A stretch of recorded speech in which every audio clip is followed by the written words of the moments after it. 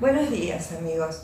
Mi nombre es Mónica Bertoya, generalmente todos me deben conocer, y hoy, en un día como hoy, nos estaríamos juntando en el club para comer un rico locro que prepara Mingo. Pero lamentablemente, dadas las condiciones de pandemia y las condiciones de cuarentena, tenemos que vernos así por el programa Todos Uno TV, Franja de Oro. Por suerte tenemos este medio. Y hoy es un día muy importante porque celebramos el bicentenario del fallecimiento del general Belgrano. Fue tan humilde Belgrano en toda su vida que hasta eligió cumplir su bicentenario de muerte en medio de una pandemia, donde no podemos hacerle los homenajes que una figura tan importante debería merecer. Belgrano nació y murió en la misma casa, en lo que es hoy Belgrano 430. Antes se llamaba la calle Pirán y recibió ese nombre justamente en honor a Belgrano, a partir de 1821. Belgrano fue, por supuesto, la figura más preclara, o una de las figuras más preclaras de toda la historia argentina. Generalmente la historiografía tradicional o conservadora lo pone como el creador de la bandera, pero fue mucho más que eso. Belgrano fue el ideólogo de la Revolución de Mayo. Belgrano fue un adelantado en las ideas para la formación del pueblo argentino. Como les decía, él nació acá en la ciudad de Buenos Aires y estudió muy cerca de su casa en el colegio, en lo que hoy conocemos como el colegio, era el antiguo San Carlos y actualmente es el Nacional Buenos Aires. Luego tuvo su formación como abogado en España y también hizo una segunda carrera que generalmente se desconoce, que es licenciado en Economía. Entonces, en base a esas dos carreras, fue nombrado secretario general del consulado. El consulado era una institución muy importante porque era la que organizaba todo el comercio que había acá en el Río de la Plata. Desde ese lugar, Belgrano generó una serie de políticas sumamente importantes para el pueblo argentino. Fomentó la agricultura en un momento donde la ganadería era el único medio conocido. La fertilización, el riego. Él estipuló que estamos hablando, fíjense ustedes, anterior a la Revolución de Mayo, siglo XVIII, que hubiera escuelas gratuitas en todas las ciudades y villas. Creó la escuela de náutica, la escuela agraria, creó escuelas para niñas. No se olviden ustedes que antiguamente las mujeres no sabían ni leer ni escribir. O sea que por eso digo que fue un adelantado para su época. También participó de las invasiones inglesas. Y por supuesto, cuando llega la emancipación, fue uno de los miembros de la Revolución de Mayo. Fue uno de los miembros del gobierno de Mayo. Junto con Castelli y Moreno fueron tres personas que organizaron, ¿no es cierto?, este gobierno. Luego las circunstancias, por supuesto, lo llevaron a convertirse en militar. Su primera campaña fue al Paraguay y allí aprendió mucho Belgrano de estrategias militares, pero fundamentalmente fue el pilar de la revolución en Paraguay. Él, como buen político que era, dejó esta semilla prendida en el pueblo paraguayo. O sea que es el origen de la revolución paraguaya, es el origen de la libertad paraguaya. Luego se encaminó hacia el Alto Perú. No se olviden ustedes que el Alto Perú acá era sumamente importante porque de ahí venía toda la plata. Entonces Belgrano organizó un ejército. Y acá viene entonces el acontecimiento por el cual la historiografía lo pone, ¿no es cierto?, como si hubiera sido su único bastión. cuando él parte hacia el norte, en Rosario, enarbola la bandera. Y él manda una carta en ese momento diciendo que como no había bandera, la hice hacer con los colores de la escarapela.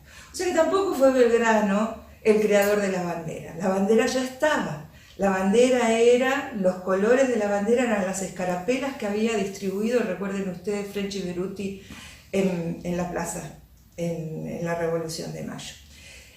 Pero sí, la bandera fue el símbolo de unidad de este ejército que comandó Belgrano.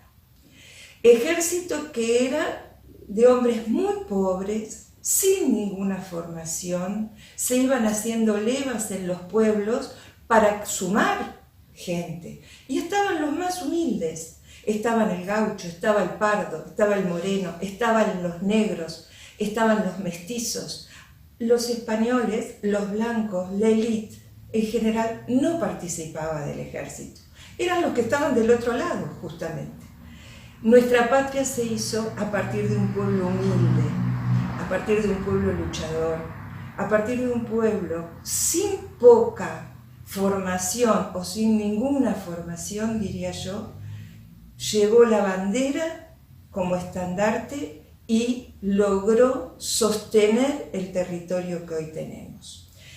No sería justa si no digo que las provincias de Tucumán, Salta y Jujuy están dentro del territorio nacional gracias a Belgrano, donde también él tuvo dos batallas fundamentales, que son la batalla de Tucumán y la batalla de Salta. Y lamentablemente se pierde el territorio de Bolivia, que pertenecía también a las Provincias Unidas, desgraciadamente frente a las derrotas de Vilcapugio y Ayohuma. Belgrano fue un hombre, como les decía, sumamente humilde, sumamente pobre. Nunca Belgrano pidió nada para él. Cuando él solicita los sueldos y el gobierno de Buenos Aires, después de su gran triunfo de Salta, decide pagarle 40.000 pesos, él destina esos 40.000 pesos para las escuelas, para construir 3 escuelas, en 3 pueblos que no tuvieran escuelas. Fíjense que fue un hombre sumamente sufrido, tan sufrido que ya cuando llega a España, él llega con una enfermedad que era sífilis, que en aquel momento no tenía cura, e hizo toda su vida, o sea, con 24 años, hizo toda su vida, toda su carrera, la hizo con la enfermedad encima. Sufría de fiebres tercianas. ¿Qué era eso? En aquella época las fiebres tercianas eran unas fiebres que se daban, por ejemplo, estaba 3 semanas con fiebre, 2 semanas sin fiebre. Y así todo, Belgrano siguió adelante.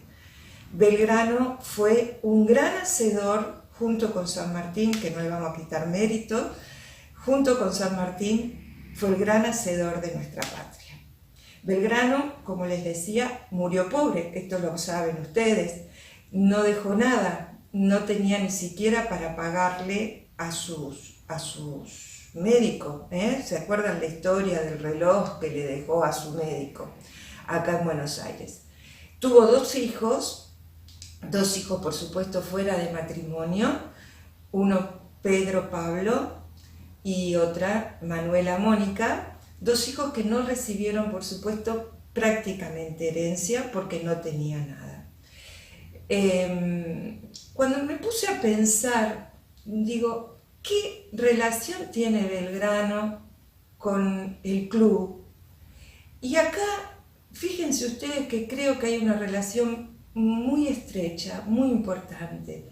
Nuestro club es un club de barrio. Y yo les decía a ustedes que el ejército de Belgrano fue un ejército con gente muy humilde, gente que no tenía prácticamente sociabilización. Y el club brinda esto. El club está conformado por gente humilde, por gente que van al club y se socializan, y que detrás de unos colores luchan por ser mejores.